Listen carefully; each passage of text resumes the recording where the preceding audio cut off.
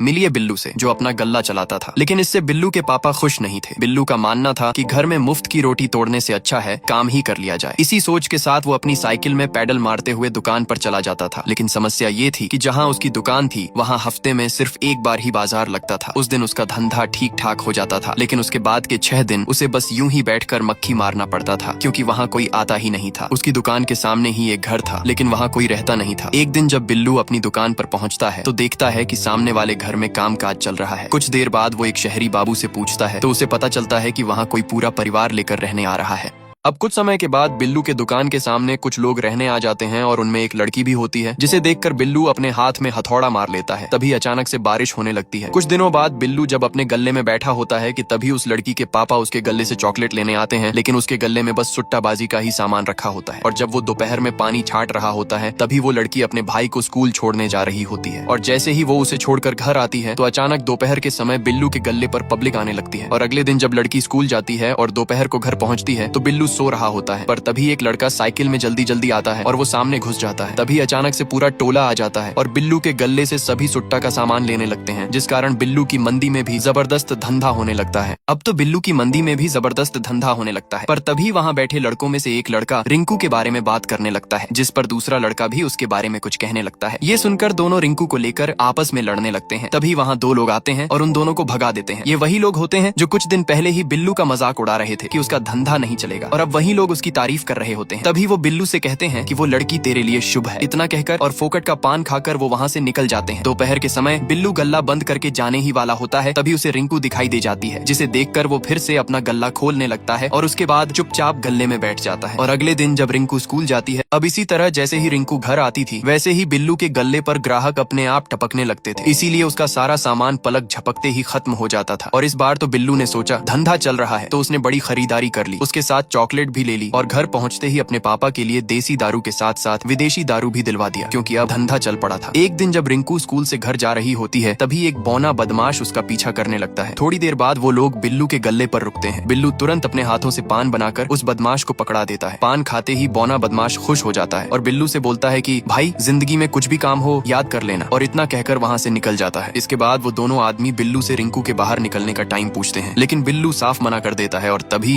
अब दोनों लोग बिल्लू से रिंकू के बाहर निकलने का कोई और टाइम पूछने लगते हैं, जिस पर बिल्लू उन्हें फिर से ना बोल देता है। तभी रिंकू अपने डॉग को बाहर घुमाने निकल जाती है, लेकिन बिल्लू पूरी कोशिश करता है कि दोनों लोग पीछे मुड़कर न देखें। इसके बाद दोनों लोग शहर के गैंगस्टर को बुलाने का सोचते हैं और ठीक वैसा ही होता है। शीला भैया से पहले ही वो गैंगस्टर आशु अपनी बाइक से बिल्लू के गल्ले पर पहुंच जाता है। आशु और शीला की आपस में बिल्कुल नहीं बनती थी, इसलिए शीला वहाँ से चला जाता है। इसके बाद आशु भैया बिल्लू को पूरे 1000 रुपए देते हैं और बाकी पैसे जमा करने को कहते हैं, क्योंकि उनका रोज का उठना बैठना होगा। तभी छोटू और सोनू भी वहाँ आ जाते हैं और आशु भैया से मदद के तौर पर कैरम बोर्ड मांगने लगते हैं ताकि वो लोग वहीं अड्डा बना सके। आशु भैया मान जाते हैं, लेकिन थोड़ी देर बाद बिल्लू छोटू और सोनू को ये सब करने से मना कर देता है। लेकिन अब बिल्लू अपने यहाँ अड्डा बनाने से इनकार करने लगता है, लेकिन फिर भी छोटू और सोनू बिल्लू को किसी तरह मना लेते हैं। जिसके बाद वो लोग शीला भैया के पास जाते हैं और वहाँ से भी कैरम के पैसे ले लेते हैं। अब अगले ही दिन बिल्लू के यहाँ कैरम का अड्डा लगना शुरू हो जाता है, जिसके कारण उसका मुनाफा भी होने लगता है। और अगले दिन रिंकू की क्लास में शीला आता है और मास्टर से कहता है कि वो उनकी क्लास के होशियार स्टूडेंट को सम्मान देने आया है। लेकिन तभी एक लड़का बोल देता है कि वो अब पंचर बनाता है, जिस पर सब हंसने लगते हैं। इसीलिए शीला कहता है कि आया हूँ तो किसी न किसी को सम्मान देकर ही जाऊंगा, लेकिन कोई भी आगे नहीं आता। तभी मास्टर टट्टू लाल को बोलते हैं तो एक लड़का कहता है कि उसने पढ़ाई ही छोड़ दी है, जिस पर उसका पोपट हो जाता है। और आखिर में शीला एक बदमाश लड़के को सम्मान देकर वहाँ से निकल जाता है। एक रात जब बिल्लू घर पर बैठा होता है तभी उसे एक बात याद आती है। वो तुरंत उठता है और सीधा पौवा की दुकान पर पहुंच जाता है। एक पौवा लेकर वो सीधे रिंकू के टीचर के पास जाता है, क्योंकि बिल्लू उन्हें पहले से जानता था। बिल्लू उन्हें बताता है कि उसे एक लेटर इंग्लिश में लिखवाना है। इतना कहते हुए वो पौवा आगे बढ़ा देता है। पौवा देखते ही टीचर मान जाते हैं, लेकिन टीचर पहले से ही काफी पिए हुए होते हैं, इसलिए वो भला बुरा बोलने लगते हैं। बिल्लू ये सब ज्यादा देर सह नहीं पाता और उन्हीं को सुना देता है। अगले दिन बिल्लू अपने गल्ले में बैठा पैसे गिन रहा होता है। तभी रिंकू अपने प्यारे कुत्ते के साथ घर से बाहर निकलती है, लेकिन तभी एक लोकल कुत्ता उनके पीछे पड़ जाता है। रिंकू और उसका कुत्ता डर के मारे भागने लगते हैं। ये देखते ही बिल्लू एक पत्थर उठाता है और उस कुत्ते की तरफ फेंक देता है। पत्थर लगते ही वो कुत्ता वहाँ से भाग जाता है। तभी वो दोनों एक दूसरे को देखते हैं। इसके बाद वो बेहद खुश हो जाता है। खुशी खुशी वो अपने हाथ पर आर नाम का टैटू बनवा लेता है। है। फिर वो एक बड़े से पत्थर के पास जाता है और वहाँ बैठकर अपनी एक अलग ही कहानी लिखने लगता है। एक दिन रास्ते में उसकी मुलाकात रिंकू से होती है, लेकिन उसकी गाड़ी खराब हो गई होती है। बिल्लू उसे अपनी साइकिल पर बैठाकर छोड़ने ले जाता है, लेकिन तभी कुछ बदमाश लोग उन्हें घेर लेते हैं। बिल्लू रिंकू को बचाने के लिए वहाँ से भागने की कोशिश करता है, लेकिन सब मिलकर बिल्लू को पकड़ लेते हैं। तभी अचानक बिल्लू की नींद टूट जाती है। पता चलता है कि ये सब सिर्फ उसका सपना था। वो अपने पापा से पूछता है, पापा फूट डालो और राज करो वाली नीति क्या आज भी चलती है? इस पर उसके पापा जवाब देते हैं, अब के जमाने में फूट डालो नहीं, कान भरो और राज करो चलता है। और यहीं पर बिल्लू सोच में पड़ जाता है। अब अगले दिन बिल्लू आशु भैया की दुकान पर कैरम का पाउडर लेने के बहाने जाता है। बातों बातों में बिल्लू बता देता है कि कैरम शीला ने दिया था, जिस पर आशु भैया कल बिल्लू की दुकान पर आने को बोलते हैं। अगले दिन वो लोग सच में वहाँ पहुँच जाते हैं। वहाँ आशु भैया देखते हैं कि शीला और उसके कुछ दोस्त कैरम बैठकर खेल रहे होते हैं। तभी इंजीनियर साहब का मैनेजर वहाँ आता है और बिल्लू पर चिल्लाने लगता है कि यहाँ इतने लड़के क्या कर रहे हैं और तुमने ये कैरम क्यों लगवाया है? इतने में शीला बोलता है कि कैरम उसी ने लगवाया है। ये सुनकर मैनेजर चुप हो जाता है। तभी आशु भैया कहते हैं कि ये कैरम तो मैंने लगवाया है, और उसी बात पर दोनों के बीच झगड़ा शुरू हो जाता है। इतना सब देखकर छोटू और सोनू वहाँ से भागने की तैयारी करने लगते हैं, लेकिन शीला उन्हें रुकने को बोलता है। अब छोटू और सोनू की हेरा फेरी पकड़े जाने के बाद वो दोनों रोने का नाटक करने लगते हैं। तभी बिल्लू कहता है कि शीला और आशु भैया के बीच कैरम का मैच हो जाए, जो जीतेगा कैरम उसी का होगा। इसलिए दोनों लोग कैरम खेलने के लिए राजी हो जाते हैं और मौका देखते ही छोटू और सोनू वहाँ से चुपचाप कल्टी मार लेते हैं। तभी मैच के बीच में रिंकू अपने डॉग के साथ घर से बाहर आती है, लेकिन वो लोग खेल में इतने गुस्से हुए होते हैं कि किसी को भी कुछ पता नहीं चलता। रिंकू अपना काम करके घर भी चली जाती है। तभी शीला हार जाता है और आंसू भैया जीत जाते हैं, जिसके बाद शीला वहाँ से भाग जाता है। और जब सब लोग वहाँ से चले जाते हैं तभी साइड से डीएफओ का लड़का आता है और उसे पता चल जाता है कि रिंकू शाम को अपने डॉगी को घुमाने ले जाती है। अब बिल्लू के सामने एक लड़के को रिंकू के कुत्ते का बाहर निकलने का समय पता चल जाता है, इसलिए बिल्लू कुछ जुगाड़ सोचता है। अगले दिन बिल्लू गल्ला बंद करके अंदर बैठा होता है। तभी कुछ देर बाद वही लड़का वहाँ आता है और ताला तोड़ने की कोशिश करने लगता है, लेकिन तभी बिल्लू गल्ले से बाहर निकल आता है और उसे मसालेदार सुट्टा दे देता है। उसी वक्त रिंकू और उसके डॉगी का बाहर निकलने का समय भी हो जाता है, जिसके बाद बिल्लू उस लड़के की फील्डिंग सेट करने का फैसला करता है। वो तुरंत उस लड़के के बाप डीएफओ को कॉल करता है और बोलता है कि आपका लड़का आजकल बहुत ज्यादा ही धुआं उड़ा रहा है। इतना कहकर वो कॉल कट कर देता है और दोपहर के समय बिल्लू के सामने कुछ पुलिस वाले आ जाते हैं जो उसी डीएफओ ने भेजे होते हैं, और तभी वो लोग उस लड़के को जबरदस्ती उठाकर अपने साथ ले जाते हैं। अब बिल्लू ने उस लड़के की फील्डिंग सेट कर दी थी, जिसके बाद शीला भैया के आदमी बिल्लू के पास आते हैं और उसे उसके हिसाब के पैसे देते हैं, साथ ही बाकी के पैसे भी अपने पास रखने को कहते हैं। तभी बिल्लू शीला भैया के न आने का कारण पूछता है। इस पर उनके आदमी बताते हैं कि तुम लोगों ने उन्हें कैरम में हरवा दिया, इसलिए अब वो यहाँ नहीं आएंगे। ये सुनते ही बिल्लू खुश हो जाता है। इसके बाद वो एक गिफ्ट स्टोर जाता है और वहाँ कार्ड देखने लगता है, लेकिन उसे कुछ समझ नहीं आता। तभी उसकी नजर आंसू भैया की शादी के कार्ड पर पड़ती है। इसके बाद वो दुकान वाले से अपनी बात कहने वाला एक कार्ड मांगता है। दुकानदार समझ जाता है कि बिल्लू क्या कहना चाहता है, और जिसके बाद सब्सक्राइब फॉर नेक्स्ट पार्ट।